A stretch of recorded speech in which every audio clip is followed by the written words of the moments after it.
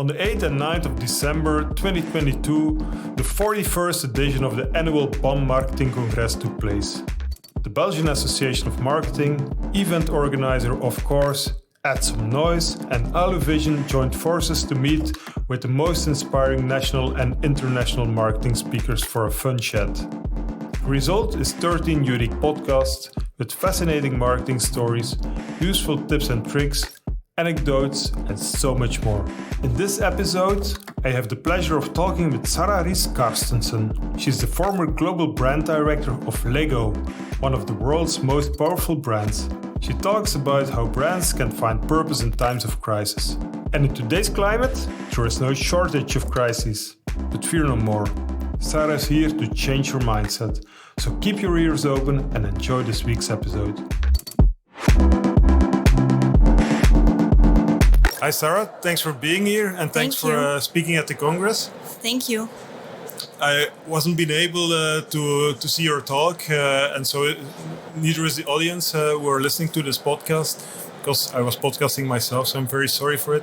People said it was great, but can you maybe summarize your talk in a few minutes and what's the main idea of what you talked about? So I talked about the fact that purposeful brands are the brands of the future and they're the winning brands. And there's been done great studies around branding. And I think the fastest growing brands are the brands who are led with a very strong purpose in mind. Then I explained about Lego and how Lego went from not having a brand strategy into becoming the world's most powerful brand by being very genuine around the core of the brand, which is the brick, and also the purpose, inspire and develop the builders of tomorrow. Then, of course, when you have a brand that is focused on a tiny plastic brick, how do you then sort of manage uncertainty, which is the theme of the conference here.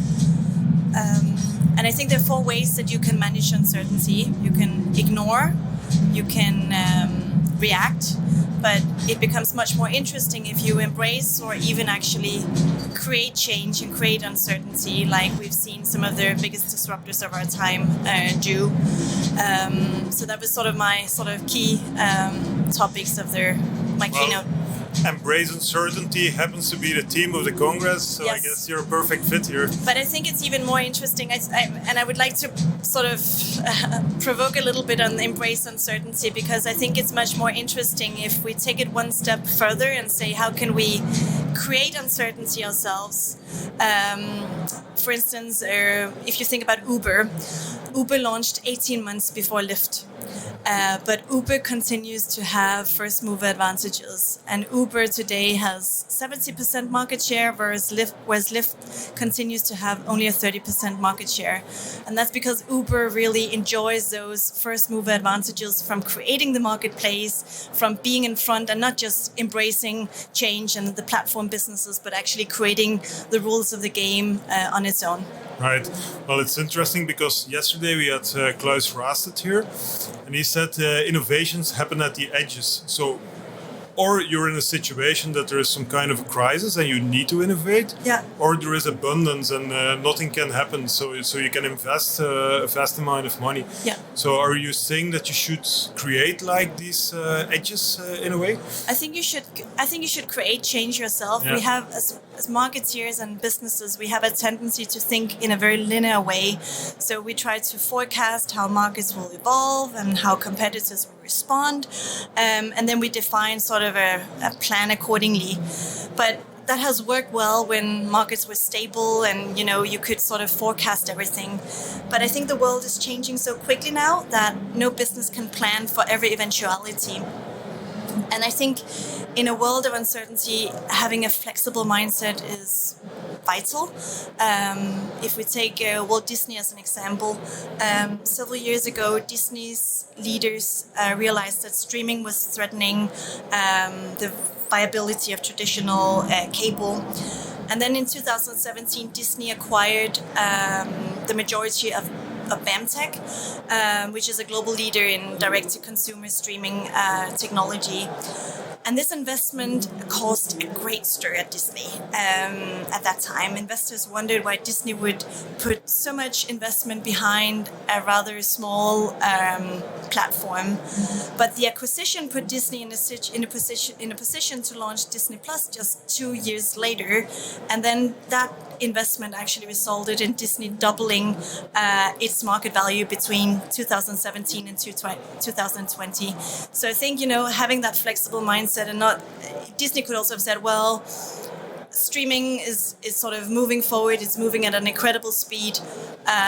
We can't do anything about it. How can we be on Netflix, or how can we do XYZ? But instead, they sort of took charge and tried to be in control of the situation rather than being reactive. Right. This brings us to what they call buy or build. So in this case of Disney, they bought something to do the innovation. Yeah. Is it more feasible, especially for a big company, to buy something, or is internal innovation also possible? So I think going back to Lego, Lego only grows organically. Okay. That's the strategy.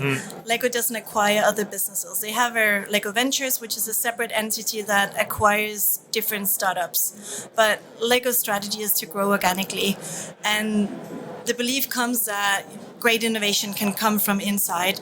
There's also been mistakes where, Minecraft offered itself to Lego. Lego said, no, we only want to grow organically. Lego has regretted big time that Lego didn't acquire Minecraft 10 years ago, but that just didn't happen. But I think it's a combination. Yes, you can acquire businesses, and especially small startups, but I also think it's really interesting if you can think about how innovation can come from inside. At my keynote, I talked about how you can be inspired by the way children think. Children are really, if you look at the way children think, they don't have any rule set because they don't know what's right and wrong. So they just come along and make up their own rules. Same does their biggest disruptors of our time, like Peloton and Airbnb and Uber again. And then they sort of fail and they keep on going until they succeed. So that mindset from children is quite inspiring. At my keynote, and this was something that really captures people's attention. When 3-year-old children, they have 98% of all children have levels of creativity to the same extent as a genius. So they're creative geniuses. Wow. But the sad thing is that only 2% of us as adults have retained those levels of creativity as we grow older. That's quite sad that as we grow older, our levels of creativity decline so dramatically. So at Lego, we work a lot on how do we make sure that we retain those levels of creativity, both for consumers, but also internally for employees, making amazing workspaces, making it okay to make mistakes and move on, and having sort of innovation as a core sort of competency. Yeah, it's indeed quite sad, as you said. Is this something has to do with education, for example? I think it's both education. I think the educational system definitely plays a part. The second children start school, then sort of their little mindsets get ruined. I also think it's a matter of time. I've been doing I did Lego's route to market strategy in China, and I spent 7 months in Shanghai studying Chinese children. And Chinese children, they have an extremely scheduled day, and they only have like maybe 20 minutes a day for pure play. And I think when children's time gets so squeezed, there is no more room for thinking creatively. That pure play, I think we all as adults have a tendency to just give our children the iPad and then they're sort of entertained. But that pure play where they play and they use their brains in a fun way and is also another element of why levels of creativity declines, because they don't have enough time during their busy days to play and be creative. Yeah, so it's all about imagination in a way. Yes. For me, one of the most legendary campaigns ever is one of Lego, where they used little bricks, and then the shadow was like what children imagined. It was, I think, genius. It was actually not a Lego campaign. It was a campaign that was done by a student who just made up these. Really? Yes, so it was done by a student, and they are quite fun, and you can find them if you Google Lego shadow campaign. Yeah. But they are quite amazing. amazing, but it was not done by us, actually. So it was not a real... It was probably one of those 2% who have attained this level. but you hired the guy, right? No, we didn't hire the guy. And innovation has to come from the inside. Exactly.